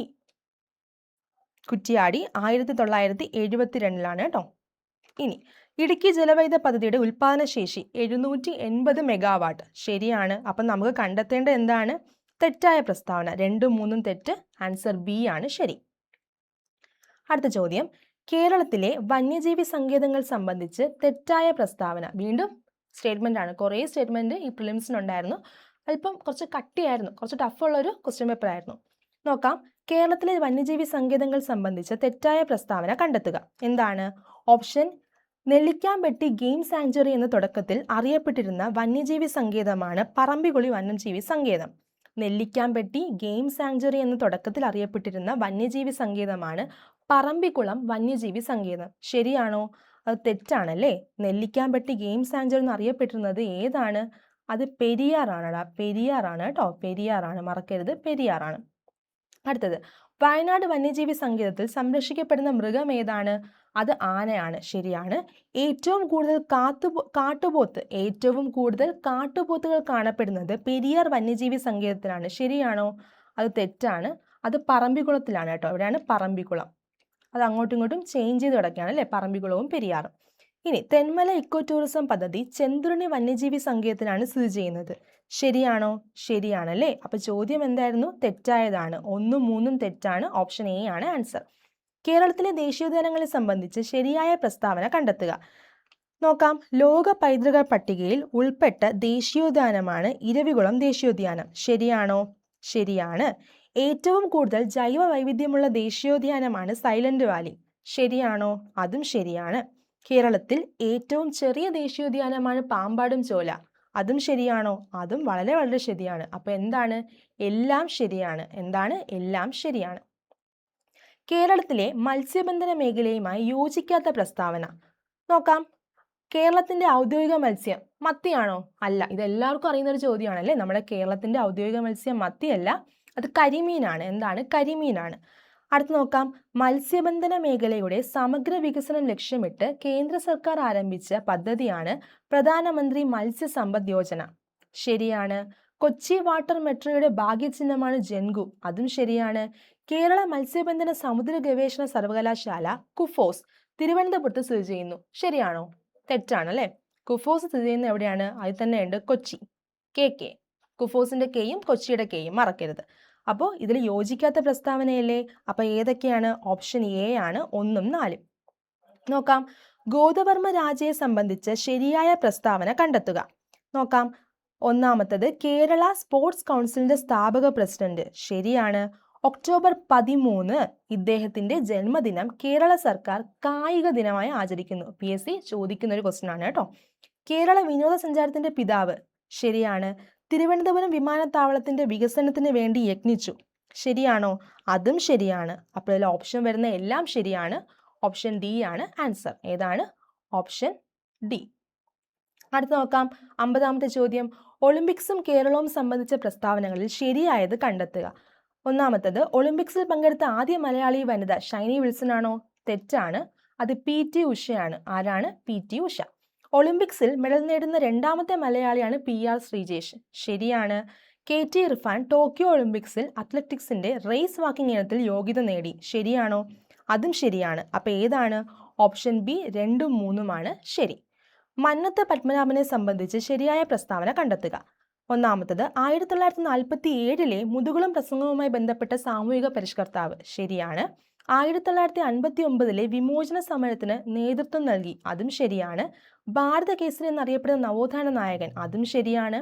1935 കോഴഞ്ചേരി പ്രസംഗം നടത്തിയ നേതാവ്. തെറ്റാണ്. അത് ആരാണ്? അത് C കേശവനാണ് അല്ലേ. C കേശവൻ. അപ്പോൾ ഇവിടെ കണ്ടെത്തേണ്ട ശരിയായ പ്രസ്താവനയായിരുന്നു അതേതാണ്? 1ഉം 2ഉം 3ഉം. ഓപ്ഷൻ എ ആണ് ആൻസർ. അടുത്തത്, കുമാരഗുരുവിനെ സംബന്ധിച്ച് തെറ്റായ പ്രസ്താവന കണ്ടെത്തുക. നമുക്ക് തെറ്റായതാണ് കണ്ടെത്തേണ്ടത്. പൊയ്കയിൽ അപ്പച്ചൻ എന്നറിയപ്പെടുന്നു. ശരിയാണ്. പ്രത്യക്ഷ രക്ഷാ ദേവസഭയുടെ സ്ഥാപകൻ. ശരിയാണ്. PRDS വർഷം ഏതാണ്? 1909. അതായത് പ്രത്യക്ഷ രക്ഷാ ദേവസഭ PRDS. വെട്ടിയാട്ട് അടിലഹള ഇദ്ദേഹവുമായി ബന്ധപ്പെട്ടിരിക്കുന്നു. ശരിയാണ്. ക്രിസ്തീയ സമുദായത്തിൽ നിലനിന്നുകൊണ്ട് ജാതീയ ഉച്ച നീചത്വങ്ങൾക്കെതിരെ പ്രവർത്തിച്ചു. ശരിയാണോ? അത് തെറ്റാണ്. അപ്പോൾ ആൻസർ വരുന്നത് തെറ്റായ പ്രസ്താവന ഓപ്ഷൻ ഡി 4 മാത്രം. VT ഭട്ടതിരിപ്പാടുമായി ബന്ധപ്പെട്ടിരിക്കുന്ന പ്രസ്താവനകൾ കണ്ടെത്തുക. നാനാജാതി മതസ്ഥർ ഒന്നിച്ച് താമസിക്കുന്ന കൊടുമുണ്ട കോളനി എന്ന ആശയം. ശരിയാണ്. ഘോഷ ബഹിഷ്കരണം. അതും ശരിയാണ്. വിധവ വിവാഹത്തിന് തുടക്കം കുറിച്ചു. അതും ശരിയാണ്. മിശ്ര വിവാഹത്തിന് തുടക്കം കുറിച്ചു. അതും ശരിയാണ്. അപ്പോൾ ഓപ്ഷൻ ഡി എല്ലാം ശരിയാണ്. അടുത്ത നോക്കാം. പണ്ഡിറ്റ് KP കറുപ്പൻ സ്ഥാപിച്ച സംഘടനകൾ കണ്ടെത്തുക. സമത്വ സമാജം. എളുപ്പമുള്ള ക്വസ്റ്റ്യൻ അല്ലേ. സമത്വ സമാജം പണ്ഡിറ്റ് KP കറുപ്പന്റെ അല്ല, അത് വൈകുണ്ഠസ്വാമികളുടെ ആണ്. അരയ സമുദായം കറക്റ്റാണ്. പണ്ഡിറ്റ് KP കറുപ്പൻ. ജ്ഞാനോദയം സഭ കറക്റ്റാണ്. കൊച്ചിപുര മഹാസഭ കറക്റ്റാണ്. അപ്പോൾ ഇതെല്ലാം പണ്ഡിറ്റ് KP കറുപ്പന്റെ സ്ഥാപിച്ച സംഘടനകളാണ്. അപ്പോൾ വരുന്ന ഏതാണ്? ഓപ്ഷൻ ബി 2ഉം 3ഉം 4ഉം ശരിയാണ്. 2ഉം 3ഉം 4ഉം ശരി. അടുത്ത നോക്കാം. ശ്രീനാരായണ ഗുരുവുമായി ബന്ധപ്പെട്ട വസ്തുക്കളുടെ ശരിയായ ജോഡി കണ്ടെത്തുക. ശരിയായ ജോഡി അല്ലേ. നോക്കാം. 1C അരുവിപ്പുറം പ്രതിഷ്ഠ 1888, ടാഗോറിന്റെ സന്ദർശനം 1922, ഗാന്ധിജിയുടെ സന്ദർശനം 1925, ഗുരുവിന്റെ സമാധി 1928. അപ്പോൾ ഇതിൽ ഓപ്ഷൻ ആൻസർ വരുന്ന ഏതാണ്? ഓപ്ഷൻ സി ആണ് കേട്ടോ ആൻസർ. Option C. ചട്ടമ്പി സ്വാമികളെ സംബന്ധിച്ച് ശരിയായ പ്രസ്താവന കണ്ടെത്തുക. നോക്കാം. 1892 സ്വാമി വിവേകാനന്ദൻ ചട്ടമ്പി സ്വാമികളെ സന്ദർശിച്ചു. ശരിയാണ്. രണ്ടാമത്തെ നോക്കൂ. ചട്ടമ്പി സ്വാമികൾ രചിച്ച നവമഞ്ജരി ശ്രീനാരായണ ഗുരുവിന് സമർപ്പിച്ചു. തെറ്റാണ്. തിരിഞ്ഞാണ് വരുന്നത് അല്ലേ. ശ്രീനാരായണ ഗുരുവാണ് ആർക്ക് സമർപ്പിച്ചത്? ചട്ടമ്പി സ്വാമികൾക്ക് സമർപ്പിച്ചത്. ശ്രീനാരായണ ഗുരു, ചട്ടമ്പി സ്വാമികൾ എന്നിവരുടെ ഗുരുവായിരുന്നു തൈക്കാട് അയ്യ ഗുരു. ഗുരുവിന്റെ ഗുരു എന്നൊക്കെ നമ്മൾ പഠിച്ചിട്ടുണ്ട്. അപ്പോൾ ഇതിൽ ശരിയായ പ്രസ്താവന ഏതാണ്? 1ഉം 3ഉം. ഓപ്ഷൻ എ ആണ് ആൻസർ. അടുത്തത്, അയ്യങ്കാളിയെ സംബന്ധിച്ച പ്രസ്താവനകളിൽ ശരിയായത് കണ്ടെത്തുക. സഞ്ചാര സ്വാതന്ത്ര്യത്തിനായി വില്ലുവണ്ടി സമരം നടത്തി. 1915-ലാണോടാ? അത് തെറ്റാണ്. രണ്ടാമത്തെ നോക്കൂ. കല്ലുമാല സമരം നടത്തിയത് 1893-ലാണ്. അതും തെറ്റാണ്. അങ്ങോട്ടും ഇങ്ങോട്ടും മാറിക്കിടക്കുന്നു അല്ലേ. വില്ലുവണ്ടി സമരമാണ് 1893, കല്ലുമാല സമരമാണ് 1915. 1937 അയ്യങ്കാളിയെ സന്ദർശിച്ച ഗാന്ധിജി അദ്ദേഹത്തെ പുലയ രാജാവെന്ന് വിശേഷിപ്പിച്ചു. ശരിയാണ്. അടുത്തത്, സാധുജന പരിപാലന സംഘം സ്ഥാപിച്ചു. അതും ശരിയാണ്. നമുക്കറിയാലേ, വർഷം 1907-ലായിരുന്നു സാധുജന പരിപാലന സംഘം. അപ്പോൾ അതിൻ്റെ ആൻസർ എന്താണ്? 3ഉം 4ഉം. ഓപ്ഷൻ ബി ആണ് ആൻസർ. തിരുവിതാംകൂറിൽ നടന്ന രാഷ്ട്രീയ പ്രക്ഷോഭങ്ങളെ സംബന്ധിച്ച് ശരിയായ പ്രസ്താവന കണ്ടെത്തുക. 1891 ഡോക്ടർ പൽപ്പുവിന്റെ നേതൃത്വത്തിൽ ഈഴവ മെമ്മോറിയൽ സ്ഥാപിച്ചു. അത് തെറ്റാണ് കേട്ടോ. നമുക്കറിയാം 1891 96-ലാണ്. അടുത്ത് നോക്കൂ. 1896 ബാരിസ്റ്റർ GP പിള്ളയുടെ നേതൃത്വത്തിൽ മലയാളി മെമ്മോറിയൽ. അതും തെറ്റാണ്. കാര്യം അത് വർഷം 1891-ലാണ്. 1932 സംവരണം ആവശ്യപ്പെട്ട് ക്രിസ്ത്യൻ, മുസ്ലിം, ഈഴവ സമുദായം ചേർന്ന് നിവർത്തന പ്രക്ഷോഭം. അത് ശരിയാണല്ലേ. അപ്പോൾ 58ന്റെ ആൻസർ ഏതാണ്? 3 മാത്രമാണ് ശരി. ഓപ്ഷൻ സി ആണ്. അക്കാമ ചെറിയാനെ സംബന്ധിച്ച പ്രസ്താവനകളിൽ ശരിയായത് കണ്ടെത്തുക. നോക്കാം. തിരുവിതാംകൂറിലെ ഝാൻസി റാണി എന്നറിയപ്പെടുന്നു. ശരിയാണ്.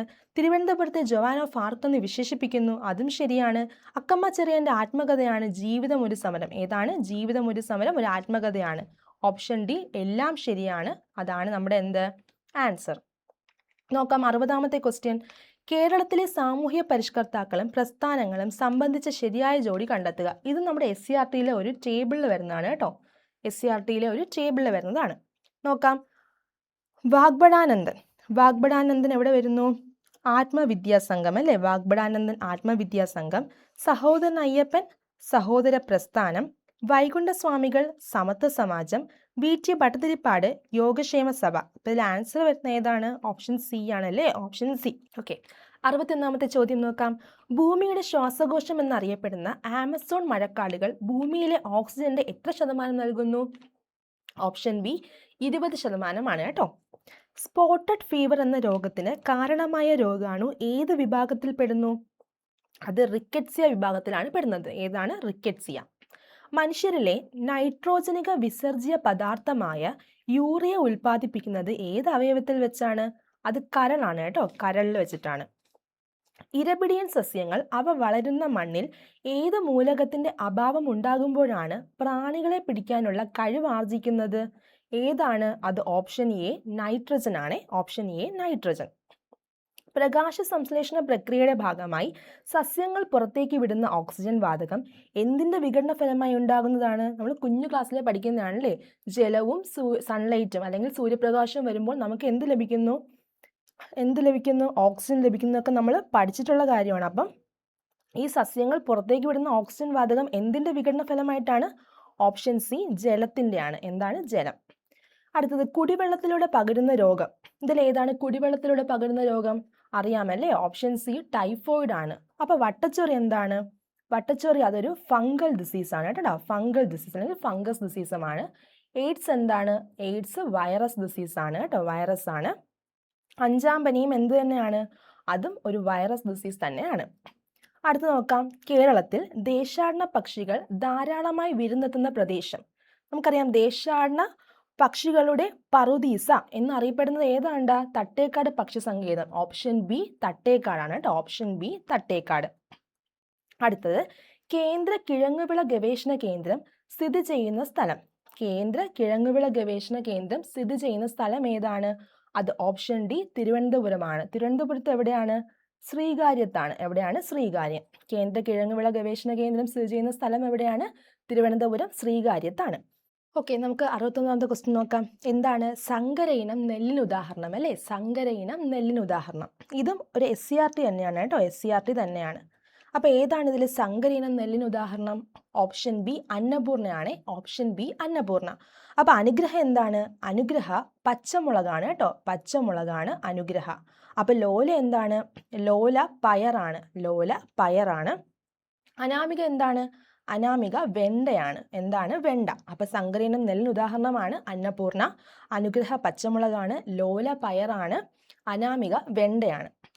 അടുത്ത ക്വസ്റ്റ്യൻ നോക്കാം. പയർ വർഗത്തിൽപ്പെട്ട സസ്യങ്ങളുടെ വേരുകളിൽ വസിച്ച് നൈട്രജനെ വലിച്ചെടുക്കുന്ന ബാക്ടീരിയ ഏതാണ്?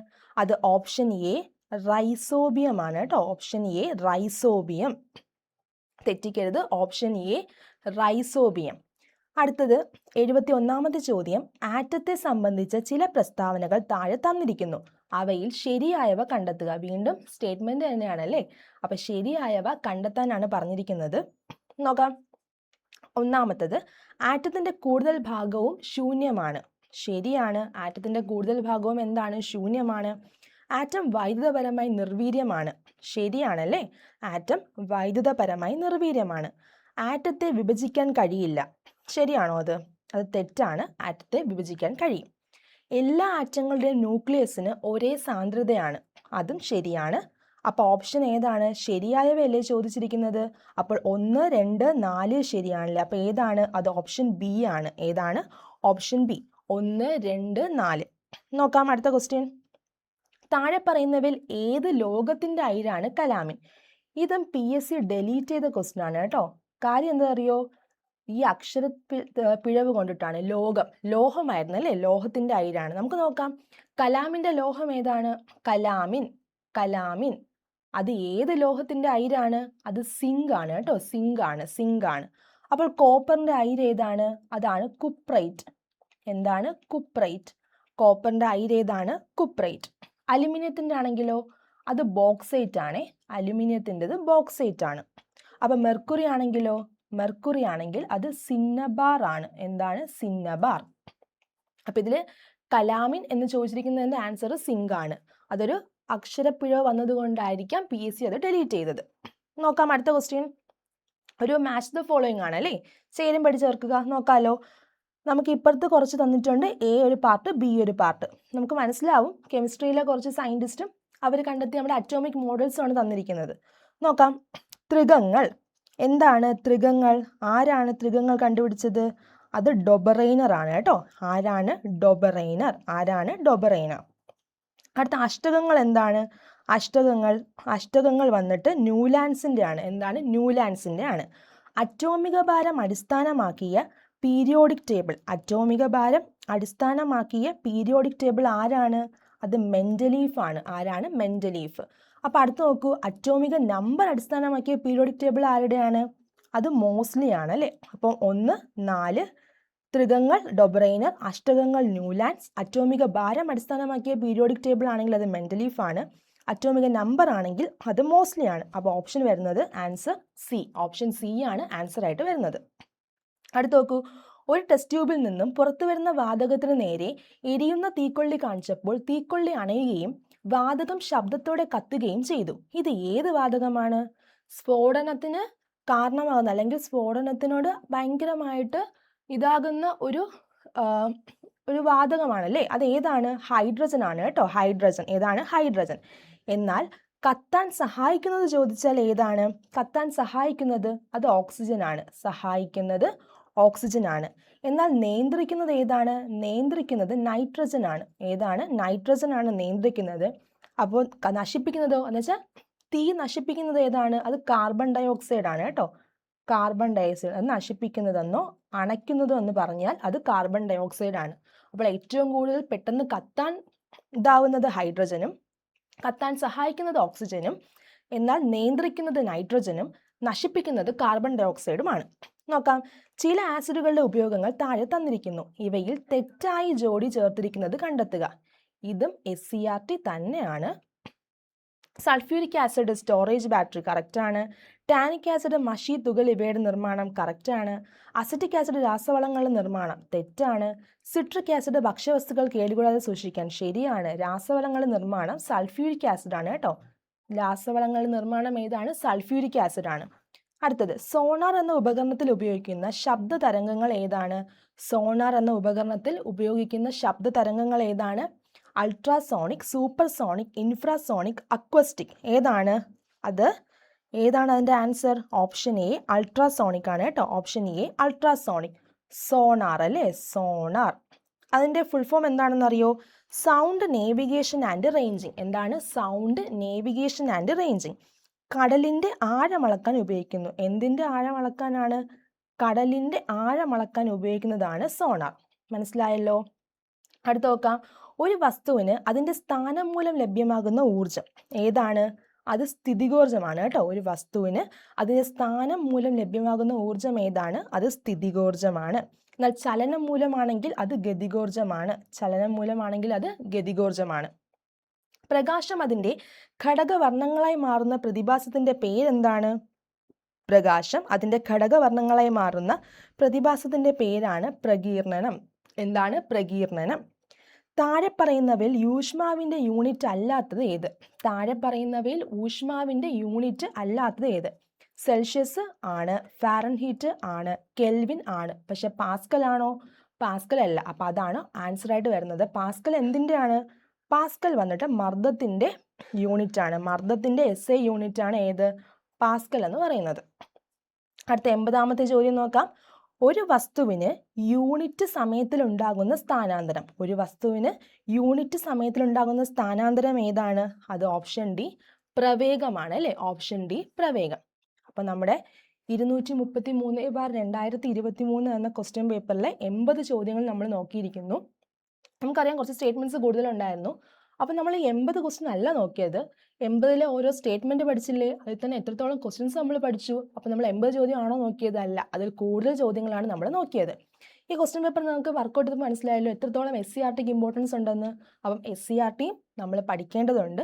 ഈ ചാനലിൽ തന്നെ നിങ്ങൾക്ക് വേണ്ടി SCRT സീരീസ് പോകുന്നുണ്ട്. നിങ്ങളത് കാണുക. ഉറപ്പായിട്ടും നിങ്ങൾക്കത് എക്സാം ഹാളിൽ ഉപകരിക്കും. നമുക്ക് മാർക്ക് സ്കോർ ചെയ്യാൻ അത് നിങ്ങളെ ഹെൽപ്പ് ചെയ്യും. അപ്പോൾ നമുക്ക് വേറൊരു ക്വസ്റ്റ്യനുമായി വീണ്ടും കാണാം. All the best. Thank you.